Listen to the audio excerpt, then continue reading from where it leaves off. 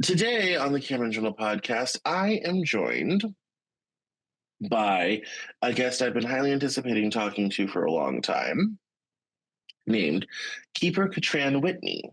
He is an author and has a very fascinating story, of which we're going to hear all about. The details of which I do not know well, but we're going to find out and spelunk and get to the bottom of this. But this conversation has been a long time in coming. It's a very fascinating story. I was another one of the random people I found on LinkedIn, or not LinkedIn, Matchmaker. I am not operating on all cylinders today, and it shows. However, this I think this story is going to be interesting because according to the original message, we're going to start out with one of those musical singing families, and what happens when things go incredibly right and causes everything to also go incredibly wrong at the same time, as life is wont to do. Sometimes we just trade one set of problems for another. And so we're gonna explore that world and see what happens and find out what the whole story is. So welcome, Keeper, to the Cameron Journal podcast. Cameron, thanks for having me. You're absolutely correct. This has been a long time coming. Rescheduling, trying to match each other's time with availability Oh has yes. been quite the journey. So thanks for having me on the Cameron Journal. And then as soon as we got started, we got kicked off. We had to come back and then reboot. Yes, Blah blah no, blah no, that blah was blah. entirely yes, yes. It's indicative of the situation. Yes, this is what we're. Unfortunately, this is what we're doing today. It's fun times. So, but yes. So why don't we start from the beginning? Why don't you tell us a little bit about yourself, and your I get your story, your writing, and we'll go from there. Absolutely. As you said, my name is Keeper Catran-Whitney. I am the author of the book Helplessness, the emotional health challenges brothers experience once we learn our sisters have been sexually abused by our parents. So let's just come to a full stop right there and say immediately and at the top, because even as Cameron said, he doesn't know that much about me. So this is going to be one of those subjects that can be challenging for any number of you listening, watching. Our wish is that you always protect yourself emotionally, spiritually, mentally, psychologically, which is also to say, if you need to come back to this, because the conversation is going to be pretty deep. We're going to get into some pretty challenging conversation here. Come back to it. The Cameron Journal will be here. And so, by all means, as I said, I'm sure Cameron will agree, protect yourself at all costs. Yes, I come from a singing family. In fact, we did very well. And let me just, since we're just having a conversation, let me just get to the beginning of it. In 1971, my family, we were incredibly poor. We lived in South Central LA at the time. I went to 11 grade schools before I graduated high school. I lived in 21 different places before I moved out, homeless 3 times. And so I know what that life is all about. I am the second oldest of 8 children, 4 boys and 4 girls. And at that time, as I said, Cameron, we were incredibly poor. But in order to make ends meet, my mother decided she wanted to start singing, and so she got together with her brother and sister. They were amazing, but as great as they were, they couldn't make enough money to make ends meet. But in 1971, the Jackson Five were all over the place. They were blowing up big time. I mean, they had taken the world by storm. You were hearing "Who's Loving You," ABC, "I Want You Back." I mean, it was everywhere. And so, me and my brothers and sisters, who are 8 years apart, my mother had all 8 of us by the time she was 24, are constantly singing the Jackson Five songs. So one day she says to us, "Would you kids like to sing?" And we're like, "Yeah." Because if you kids sing, we could make more money as a singing family. The next thing you know, the Whitney family is born. And we are singing in after hour nightclubs all over Los Angeles. It's amazing. I mean, we were singing at night, going to school, rehearsing in the afternoon, get up and repeat. That was it. That was our life. And it was so much fun. One Saturday, we are singing in rehearsal, getting ready for that night's show when the phone rings. My mother, not missing a beat, goes over to the phone and says, "Hello?" Who? Hold on. And she looks at us 8 kids and says, Shh, Michael Jackson's on the phone. Like, Michael Jackson's on the phone? Why is he calling our house? She looks at the brother, child number 4, and says, he wants to talk to you. He picks up the telephone, all excited. Hello? Uh huh. Yeah. And shortly thereafter, hangs up the phone and screams, Michael Jackson said he's heard of us. Says he heard I sing and dance just like him. Says for us to keep going. We will get there someday.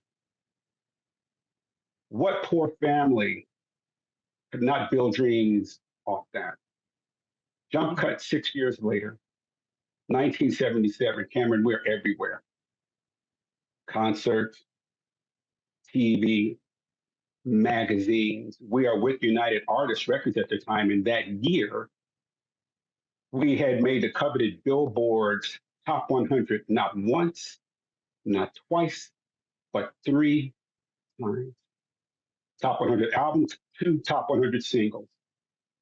1977 is also the year Motown is finishing up their search to replace Michael Jackson and Jackson 5, who they had lost 3 years earlier to Epic Records. And the family that they chose was my family.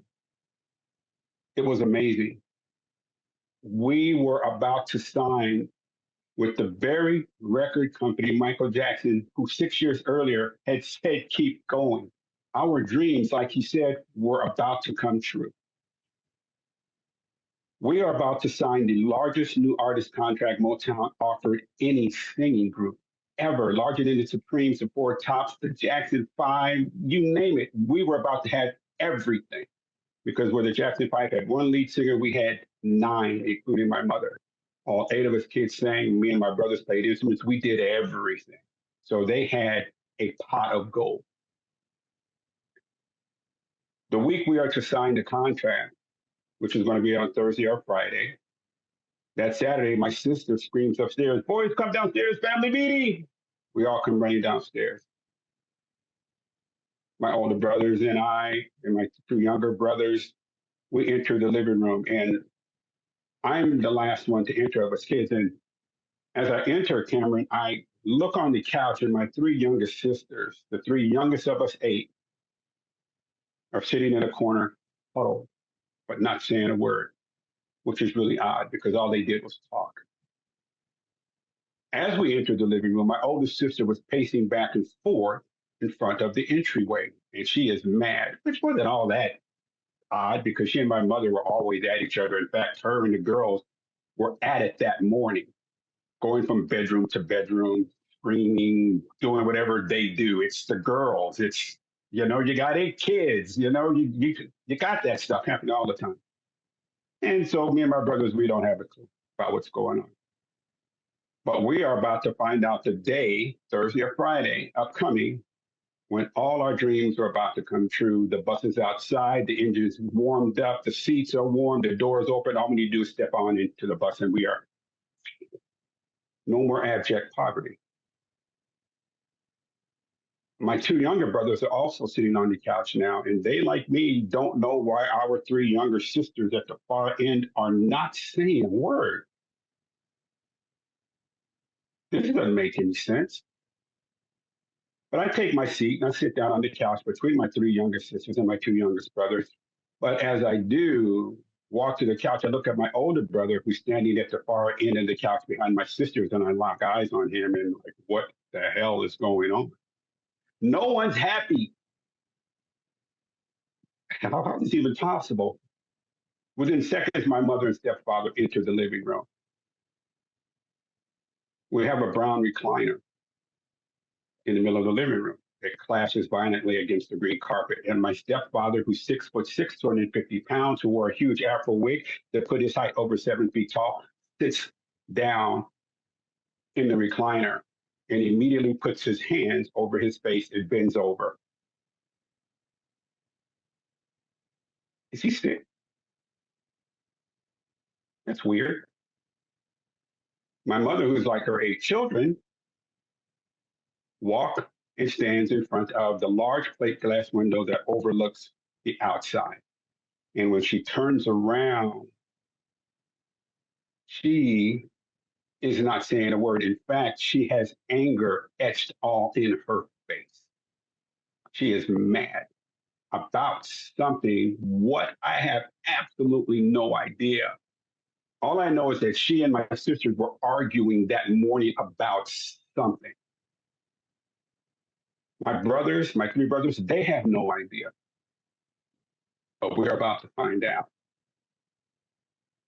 We are about to find out the deepest, darkest secret a family could ever have. See, there are earthquakes here in California. We have them all the time. Trees are uprooted, freeways crack, break, they fall apart, homes fall apart. You put them together, some concrete, some rebar, some nails, some hammers, some spit, some gum, pop, pop, pop, pop, pop. Everything's back together, get back on the road. The neighborhood looks beautiful again because the trees are up. But emotional earthquakes, those are a different thing altogether. You rarely, if ever, completely come back from an emotional earthquake. And me and my three brothers are about to be hit with three of them in a 10-minute span.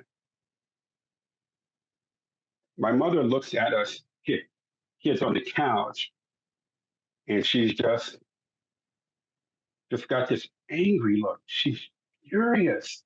What is happening? She looks at my sister still standing and pacing back and forth.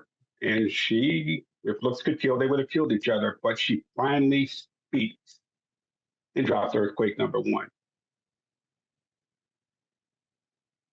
Your stepfather has been molesting your sisters for years. Wait a minute. What did you say? What? I am slow on the uptake because I start dropping emotionally. I'm a brother who's just been hit with the news no brother could ever prepare for, the news no brother ever expects to hear in his life. And I don't know how to handle it. My three brothers don't know how to handle what we heard. But what I did hear is snippets. I heard apartment, I heard park, I heard liquor store, I heard this sister, I heard that sister. And like, wait a minute, this cannot be. I am in total shock and disbelief. PTSD is washing over me so fast. She then hits us with earthquake number two. She says, I have known all along.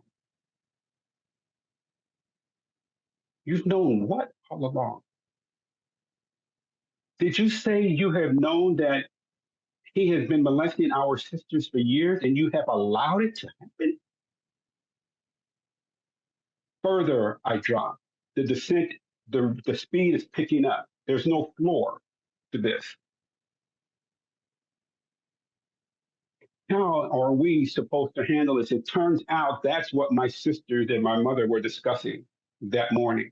It was time for the four boys to know what has been going on before we signed this contract. They wanted the boys to know. And then my oldest sister says something to us boys, her brothers, her innocent brothers, that really knocked us backwards and locked us down and took us to a place we could never imagine. She pointed her finger at us and said, you four boys cannot talk about it. It didn't happen to you.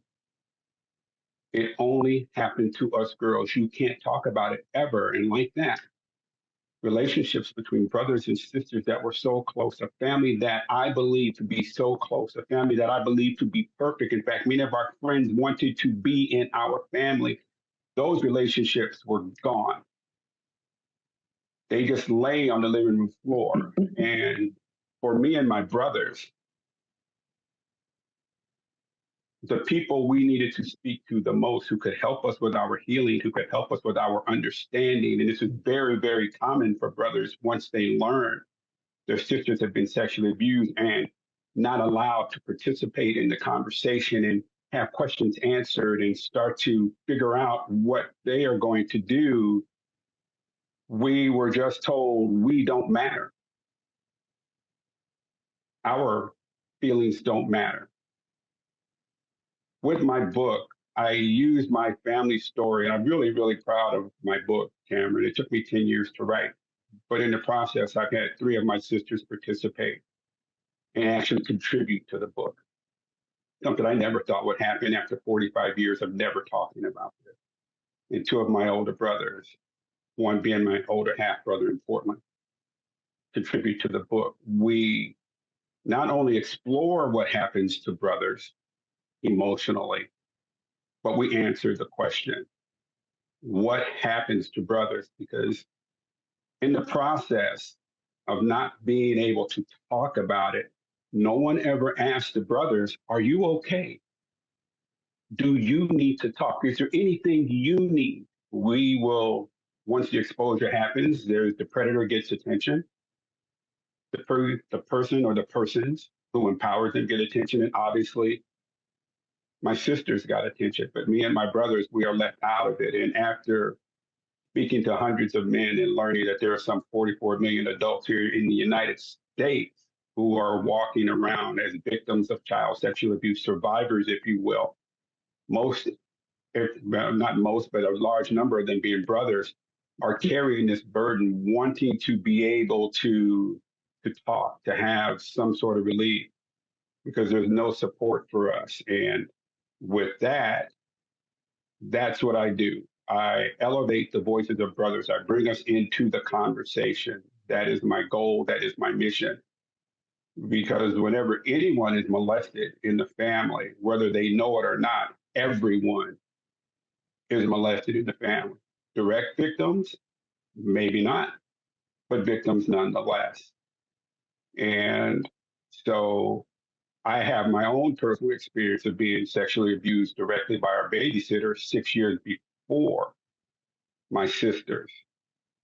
But this is about how do we bring brothers into the conversation and bring us tools and systems to help us heal when there are none. So that is how my story starts. And wherever you'd like to go, sir, you can ask me whatever you want. Well, that was not what I was planning on talking about today. Um, this is fun. It's kind of ironic. We're recording this on September 4th, and the episode that comes out this week is Alan Lazaros. And I had the same thing happen with his interview as well. It he had a very fascinating, very kind of fascinating, kind of story of trauma in a vein of this one, but in different circumstances. And I was not at all prepared for his story either. And this one is a lot. Yeah, where do we begin? I think the theme of secrecy is something that when you talk about molestation in families happens a lot. It's really the foundational brick on which the whole thing rests. I've seen that. As these stories have come across my desk or as I have read about them, or this sort of thing, that's always a foundational bit. I mean, the circumstances of this are very interesting. I will say I did not realize, naive me, how incredibly, I don't want to say common, but we'll say it, how incredibly common this is in the Black community. I think more so than people really want to realize or quite frankly want to admit. And I don't remember. Oh, I come to this conclusion, in because I had I met some different people, and I started to notice some really common themes. So like, I'm bisexual. I like to hook up with dudes from some time long. That will not surprise any long-time listener of this podcast. And I remember talking to this guy one time, and he was talking about how incredibly common. Like that's how a lot of black dudes get started sleeping with other men is because they were molested by someone in their family. And I, again, naive as hell, really didn't understand that sort of dynamic. And I think even in this situation, which obviously is not that completely different, even in this situation, it's the secrecy, it's the unspokenness of it, it's the fact that it never comes out to the light, the people that it's all codified by this sort of silo of silence that makes it possible. And I think that is the I think the most puzzling part is that people continue to participate in that. So my first question is basically, what happened next? How long did this secret get kept? When did you finally come out with it? What happened when it kind of breached containment even beyond your family? How many people don't talk to each other today because of it? Those sorts of things. Well, that's a very good question. When you talk about the breaching of the secrecy, that took place in 1977. That's when it came out. And for me and my brothers who were absolutely stunned at the news, we started going through immediately this guilt and self blame of how could we not know? How could something like this take place? And you start going into anger and you start going into shame. And because of who we were and what we were on the verge of doing, there's a stigma that you don't want anyone to know. But Of course. the largest challenge for us was that because we were brothers and what was between our stepfather's legs is between our legs meant for our sisters that we were somehow just as guilty, that we weren't allowed to talk about it. And that's what happens for brothers who, once they learn about their sisters, their inability to speak to the people who could help them understand what just happened to their family, because everyone in the family has their own individual relationships with each other, and they're very dynamic, they're very fluid, and they're very special. And the same thing especially goes for your parents. And when they are the ones doing the crimes, it really blows apart the family. Uh, with my sisters, they were able to find some resources. They could go to the library, they could seek out counseling, they could seek out some sort of support system. But when it comes to brothers, certainly back then in 77, there was absolutely nothing. Every now and then you get a I was going to bereavement. say we don't have a lot now, much less back then.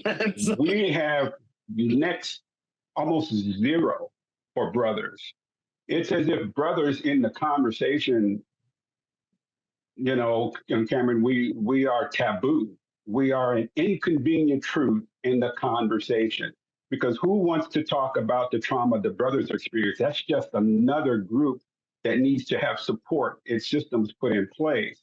So in the immediate aftermath of what happened, but you and I both know society doesn't care about men that much.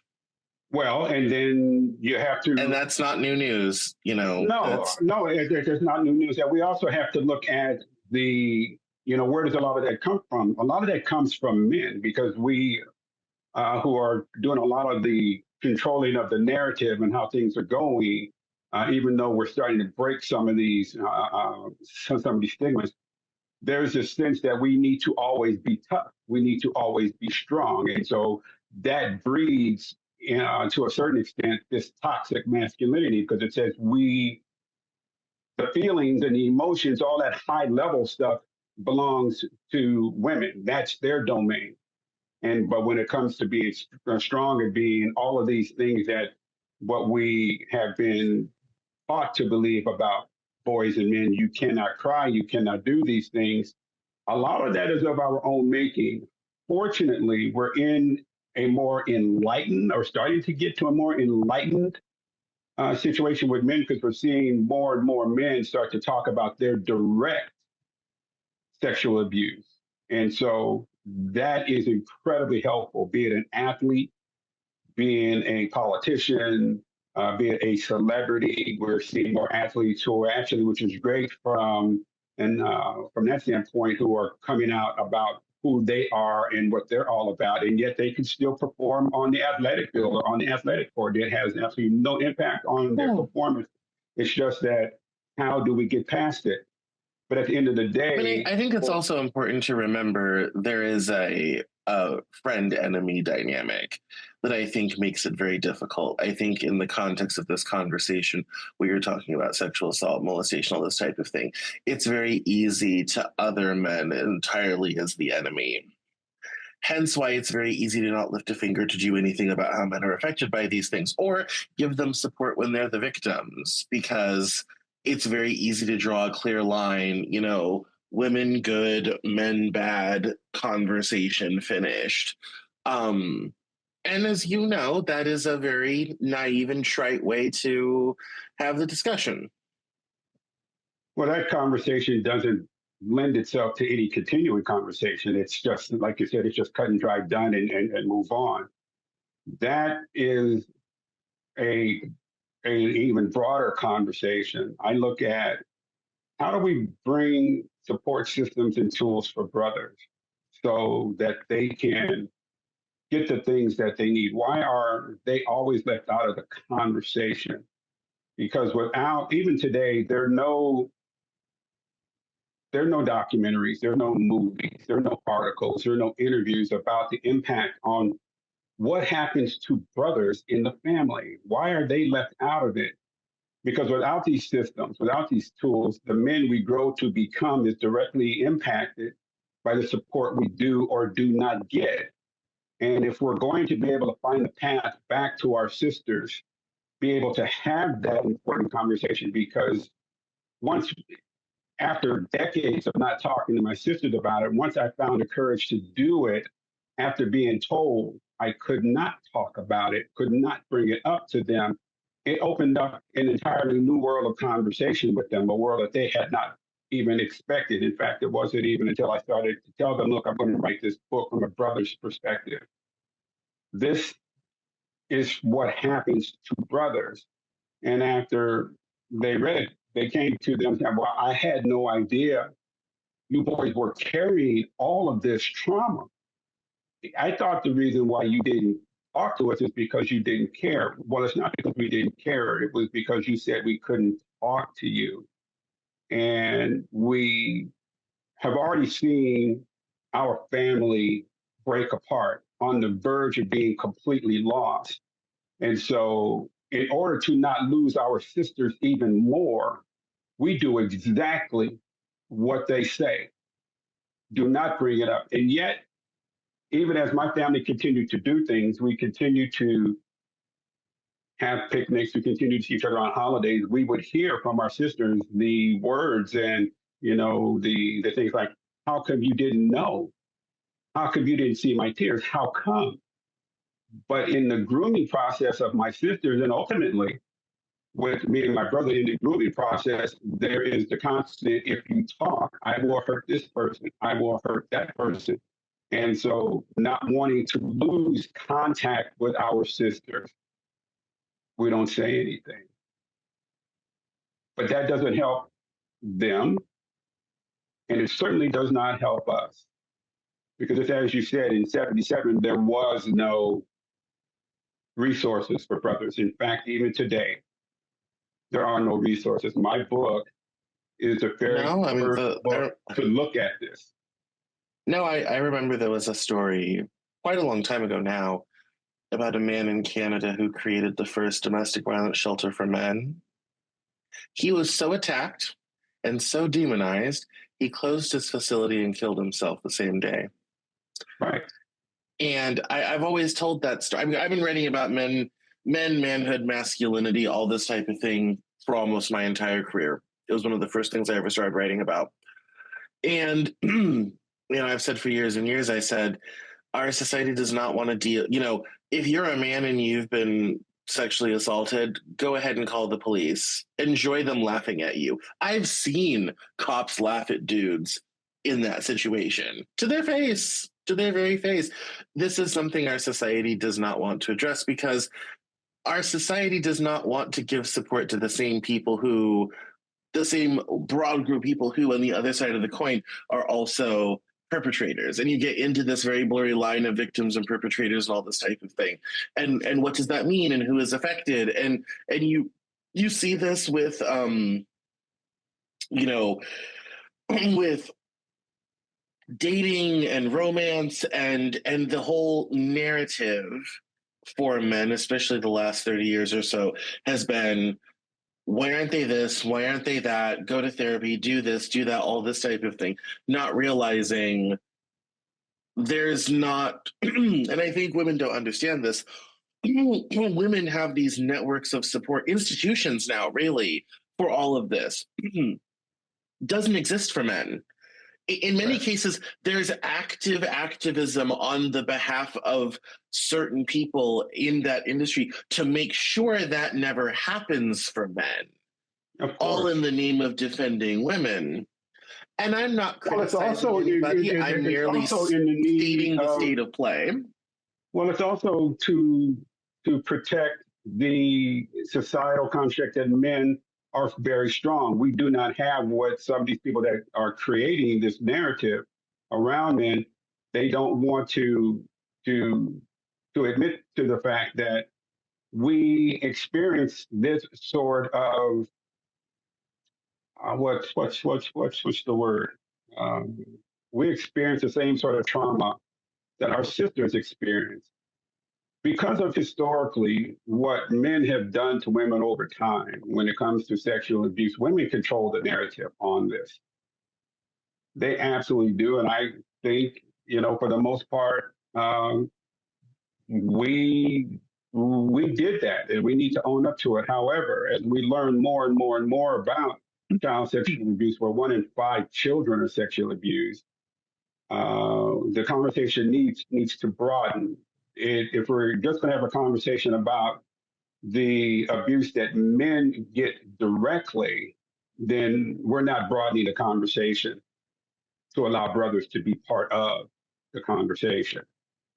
I look to let people know this is what brothers who have come to learn about what happened to their sisters and have been shut out of the conversation, this is what we go through. Because what ends up happening is this paradox where we're told we cannot be a part of the conversation, but we are expected to answer for our non participation. Those two things should not exist at the same time, and yet they do. And that's what brothers go through. Expected to, but we didn't know anything about it. And where do we go from there? The people who we thought we could go to, excuse me, our parents, they're the ones behind it. And you had asked a little earlier, we told aunts and uncles, grandparents, what was going on, and they wanted nothing to do with it. They were very old school in the sense that we grew up in a time where other families do not get involved with other families, even if they are your extended family. And so when me and my brother decided to go to our uncles and say, look, we need to talk about what's happening to us, they didn't help. In fact, the situation was so difficult. My brothers and I did not talk about it for fear that if our sisters found out, we would lose them even more. It took me 45 years to find the courage to get to my sisters. And I realized I could have done something earlier. I could have bridged this earlier if I was willing to deal with whatever blowback I was going to get from them because I couldn't find any help. There was no one I could talk to. I was just carrying this in silence as a boy. And it ultimately, through something you said earlier, it impacted other relationships that I had with women and girls. No. I mean, this is these sorts of these sorts of secrets end up destroying families and lives. Most people, um, I think people don't understand why a lot of the, even like public allegations come out decades later, sort of thing. I don't think people realize that most people don't really get to a place in their life where they can really do great therapy till they're about in their late 30s, early 40s. And that's usually someone seeking out, and that's when it comes out, sort of thing. This is why. Mhm. um and I always joke, I said it's a great time in your life to do therapy. I know this because I spent all of my 20s in therapy and spiritual practice trying to fix myself. As it turned out, it was just autism and it was a lost cause, but that's why these things always come out at this time of life. And and I don't think people realize that the damage that decades of secrets can cause. And I think if people understood that at a more intimate level, they would be less inclined to do it. Um, and but the sad reality is that's how it goes, and that can be true for a variety of secrets kept in families, not just on this sort of thing. But I think there is that impulse on a lot of people, but especially women, but sometimes men as well, but especially women, keep the family together at all costs. And a Mhm. lot of stuff get excused under that. And there's multiple reasons for that. They can be social, they can be economic, they can be um, not wanting to disappoint her parents or family or all this type of thing, or being in situations where getting a divorce and leaving isn't practical. Not everybody is in the circumstances to do that, especially, like back in the day, getting from a background of poverty, what support was going to happen? What was she going to do? And then you get this tremendous career going and there's success happening. And I think, for better or for worse, a lot of people will say it's a small price to pay. You know, she will not be the first woman nor the last woman to quietly make that trade off as she stares at the ceiling late at night going to sleep. This is this is humanity, this is human history. No one wants to hear that. It's a very uncomfortable conversation, but the reality is this has been going on for 10,000 since the last ice age, for 10,000 years.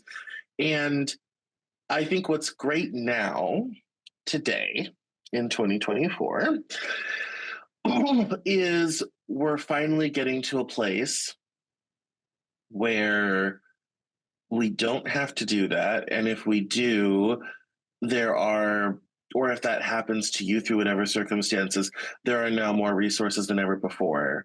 And a lot of the stigma has come off of it as well. Um, there was a day and time when a book like yours would not really be talked about a lot. People it would be very uncomfortable. Whereas now we can have open conversation on these subjects, and perhaps that's one of the positive ways in which society is finally changing. Well, I think from the standpoint of what's still an open conversation to be had, um, there's a lot of new open conversation. Um, but when I bring this conversation up, it always catches people off guard because their immediate reaction is, I never even thought about the brothers. I never even considered what they were going through. This is new to me. And then they go to, how could I have never even thought about it? And so this is a new conversation. Yeah. It is, and so that is what we look to do because the psychological and the emotional impact of not being able to get the support is tremendous. The eroding of trust just continues to grow and grow and grow. And if you're a brother like me and you learn that your sister has been sexually abused and you can't talk about it, you have so many moments of vivid imagining of what happened to them. And then as you imagine them being pulled into a closet by, say, my stepfather, and it's dark and they're shivering as they're sitting on the floor, and you can just hear the belt buckle and zip coming apart. Then the zipper goes down, and then he's doing whatever he does, or he pulls him into a closet. And after my sister read my book, one of them said, "Yeah, that's exactly what happened to me, exactly as you described it, even though I never told you. But what you imagine happening to us is what happened. And it's easy for a brother to go there, and we're trying to regulate our emotions around all this stuff. There was in 2013 when I first started to write this, I was incredibly scared to tell my sisters this is what I was going to do. Um, because I knew if I told them, look, I want to write a book from a brother's perspective because there's nothing out there like that. And other men who've experienced this and who are carrying this burden need to know they're not alone. And other sisters who are not bringing their brothers into the conversation need to know this is what we're dealing with. So I called my second oldest sister, Cameron, and I said, look, I want to talk to you. I want to write a book about what me and the three other have gone through. And she said, okay, come over and we'll talk about it. So I'm I know I have stepped on something that is sacred to her and my three other sisters. And I know I am going to get yelled at. I know I'm going to just get all this rage. So I go to her house and we're standing outside her garage and she says, oh, okay, what is it? And before I start to tell her, I am visibly shaking. I start crying because in the process of not doing this, I know I'm a brother who believes what it means to be a brother to sisters is to protect their honor, and I have not done it. I have not been allowed to. I've been left out of the conversation. The protective instincts are getting darker and darker and darker, and I have to do something. So I tell her, I'm going to write this book from a brother's perspective. And I want you to know, and I'm going to call the other three, or certainly two of the other three, because one I hadn't spoken to still after all this came out in 77. We're talking now 2013. And I'm just a mess. And she says to me, well, of course you should write a book. I'm like, what are you talking about? You guys said we couldn't talk about it, couldn't even come to you guys. And she said, well, it's your story. In fact, all the boys should write a story. It's not a girl story, but you should write a story. And it really caught me off guard because it realized the power that I had not activated was to feel the fear and do it anyway. Like the book by Susan Jeffers, Feel the Fear and Do It Anyway. If I had just felt the fear earlier, I could have gotten to this conversation earlier. I could have learned from her earlier. And she says, you have to write the book because other brothers need to know what you guys have gone through. And then I called the sister who said, you can't talk about it. The next day, I pick up the phone and it weighs a ton because if there's any sister I'm really afraid of, is this one, because she's the one who laid down the law. Do not do it. And I understood why she was doing it. She's protecting herself and my little sisters. I get it. But it took me years to understand that because I was just, how am I supposed to do something here? My self-esteem is taking a hit. My self-worth is taking a hit simply because I know I could not do something. And when I called her, she was quiet. I told her what I wanted to do. I'm like, shit. Okay, here it comes. Here comes all the anger.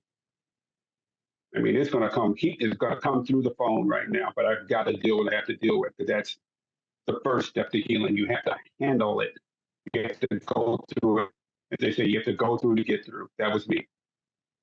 And all she said, Cameron, this is, she just said, okay. I'm like, what do you mean, okay?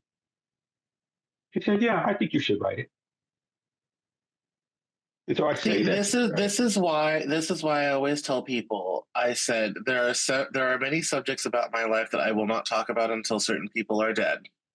For exactly what you're talking about. Yeah. I just recently posted a 3-hour video about my content creator journey and how the Cameron Journal came to be, and my absolutely abysmal, career and life and all the dumb things that I've done that got me to be here, and all the many failures along the way. And I remember remarking in that video that one of these days I'll do a video about my childhood, but I can't do it until my mother is dead. um, and a lot of and a few other people, and then finally I will be able to have my own voice on those matters, because I attempted to do it 10 years ago now, right when I, well, not quite that long ago, right when I was, because I left the business for a while and came back. Most people don't know that, but I left and then came back to start doing this again. And I really wanted to kind of reintroduce myself by talking about that stuff.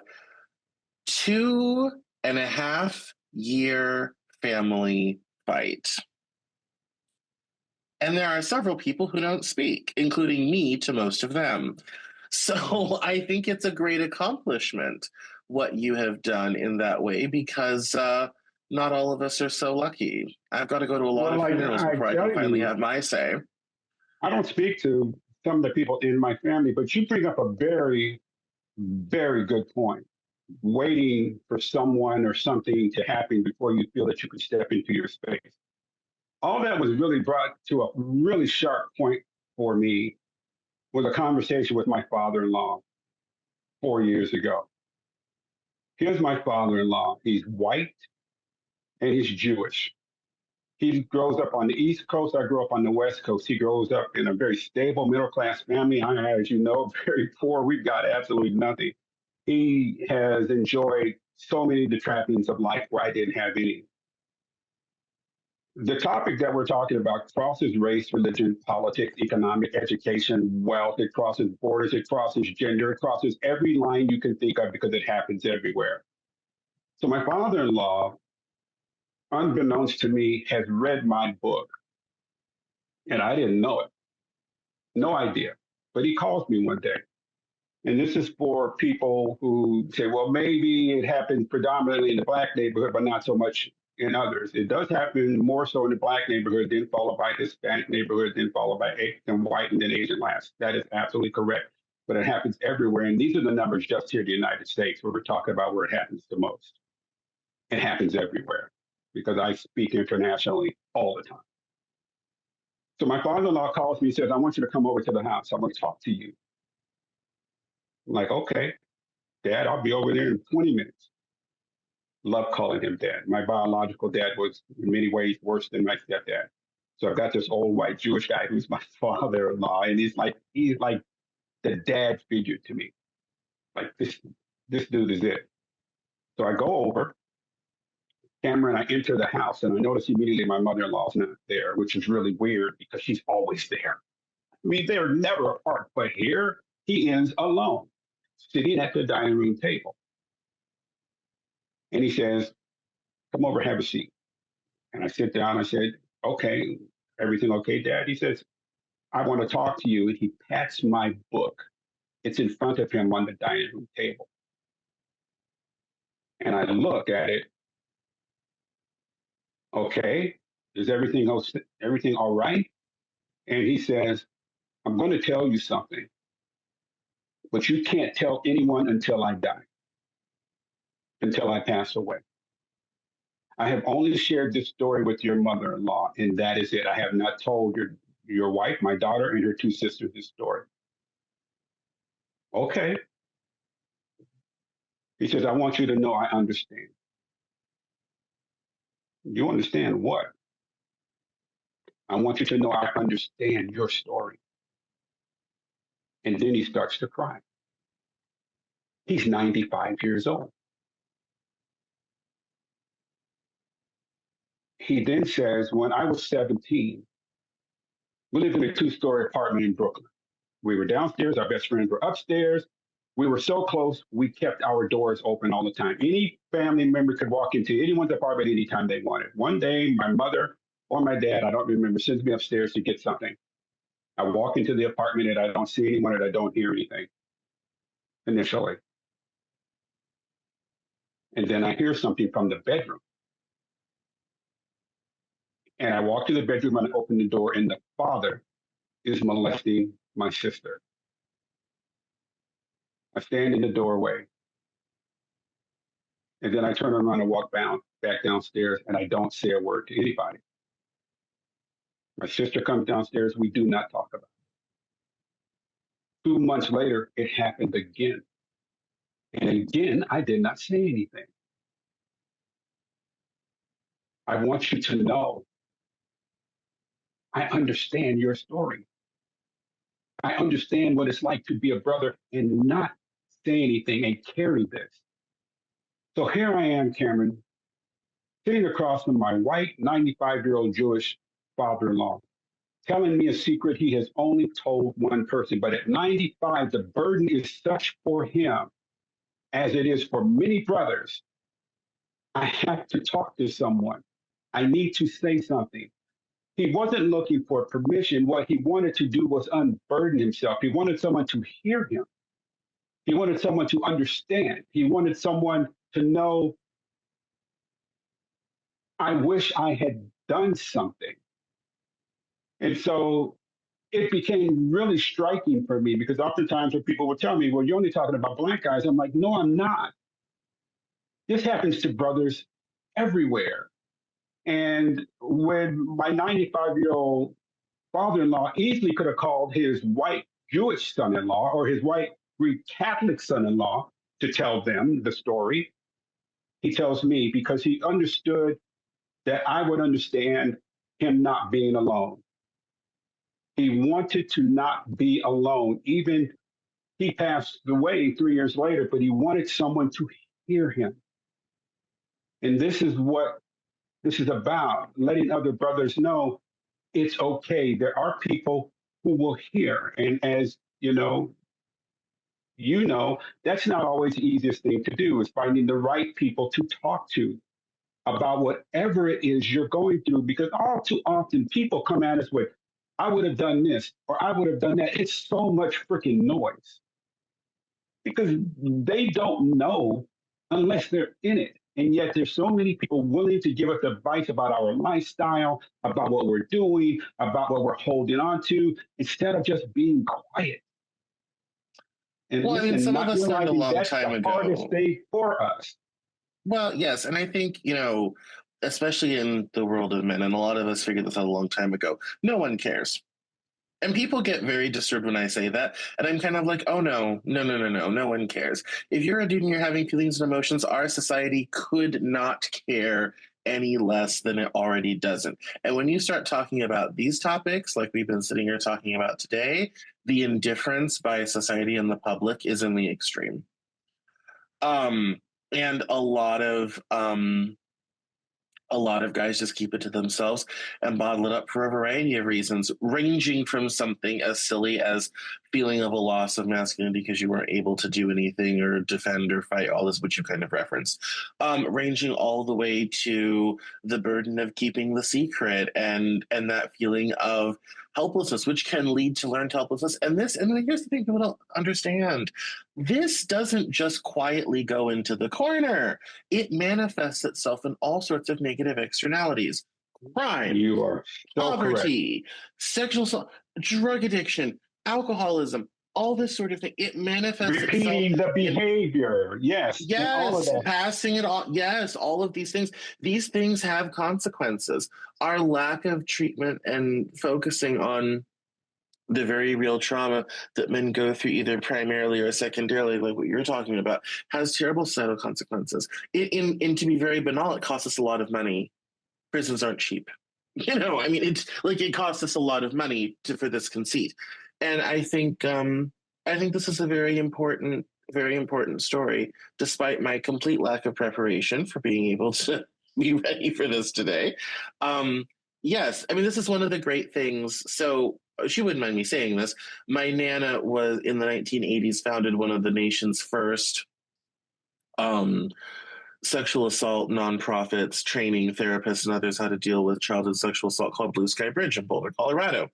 And she was actively on the board, gave them a lot of money, set them up in business.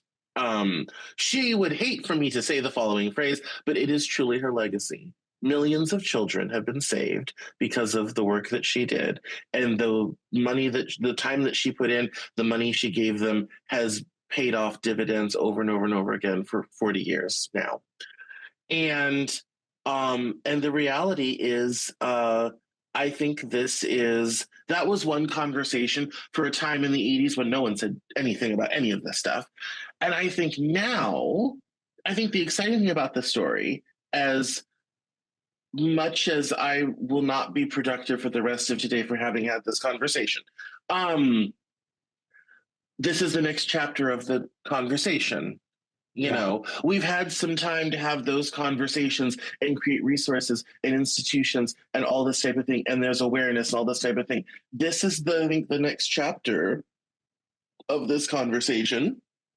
Because you know what it does? It closes the loop Yes, on the family's trauma and healing process. It yes, really closes that loop because that was just open. And you're absolutely right. I couldn't agree more. yes. And as a sidetrack, whatever happened to the recording contract? The recording contract, it's funny, everyone wants to know what eventually happened. We stopped singing. Most of us did, but we were, as I said, with United Artists, and we still owed them $250,000 for the album that made the top Billboard list. And so we had to keep going because we had to pay them back. They were paying for our house, they were paying for our car, they were paying for our food. And so we had to keep going. Six of us did. Not without my stepfather was no longer in the group because it was all 10 of us. And then 3 years later, we made Billboard again. And we decided, you know what, we cannot keep doing this. We we have run our course. And I think from my sister's perspective and what they did, and certainly my oldest sister at 77, I think she was absolutely correct in doing what they did. Granted, it threw us backward. We were back in a very, very poor situation. But can you imagine? Here we are with Warner, not Warner Brothers, but with Motown, and we're doing all this great stuff. And then the story comes out. Today, you would be seeing us on VH1's Behind the Music. You'd be seeing us on MTV. Another sad story. I know. But You I, could I, appear on I a better podcast. no, this is a fantastic podcast. I like we said earlier, we kept hitting and missing, but we finally got here. But it became my mission in 2013 to not use my family's tragedy as just another family story stacked on the dunghill of millions of family stories like this around the world. I am going to use this to elevate and help other families understand what is going on and certainly how do we help brothers, because you're absolutely right. It really starts to create that last conversation in the family. It brings in those of us who have been treated as taboo or inconvenient truth. It brings us into the conversation. And from my perspective, having been sexually abused by my babysitter almost daily for 6 months, 6 years before my sisters, I understand both sides. Because oftentimes women will tell me, well, your sisters were absolutely correct, Keeper. You boys can't talk about it. It didn't happen to you, as if we're trying to do a battle on whose trauma is the worst. Trauma is trauma, and we're all going to handle it individually. And then I say, well, There's wait a no minute. winners at the Trauma Olympics. Exactly. But that's what happens when the narrative is controlled primarily from one voice or from one perspective. And then when I say, well, this is what happened to me when I was 6 years old. And then to a woman, whenever they hear me tell them that, then they say, "Oh, wait a minute, you do understand." I said, "Yes, I understand." But as you said, this is not the trauma Olympics. These are children, and if we're going to start to normalize my behavior or my trauma in order to elevate your trauma, we've got a problem. And so, being able to be on your podcast, the Cameron Journal, helps to facilitate that conversation. And however long it takes, it takes. And me trying to find the right groups that I can be involved with to help push it out further and help close that loop and help the healing for both brothers and sisters and men and women. Because at the end of the day, men and women, boys and girls, we all want the same thing. We all want to be happy. We all want to be heard. We all want to be understood. And we all want to go forward positively with our lives. That's really what everybody wants. But everyone needs to be a part of the conversation in order for that to happen. We cannot be excluded from it. Yeah, and I think that's an excellent place to stop because this has been a lot. So, why don't you tell people where they can find the book and keep up with you online? Well, I appreciate it. Again, thanks for having me. Where people can buy the book, they can go to Amazon and get it all day. There's paperback, there is the Kindle version. How you could reach me, you can go to my website, Keeper Catran-Whitney.com. There you can buy the book, you can get downloads, you can look at a 16-part conversation between me and my sisters and brothers once we started talking 5 years ago, 10 years ago. After 45 years of not even talking about it, you can see the process of us going through what we had to go through. And if you're interested in any questions or anything else, you can reach me at keeper.author, keepercw.author@gmail.com. You can always reach me there. And, you can always contact Cameron. He knows how to reach me. Excellent, excellent. Well, thank you for coming on the Cameron Journal podcast. Thanks for having me.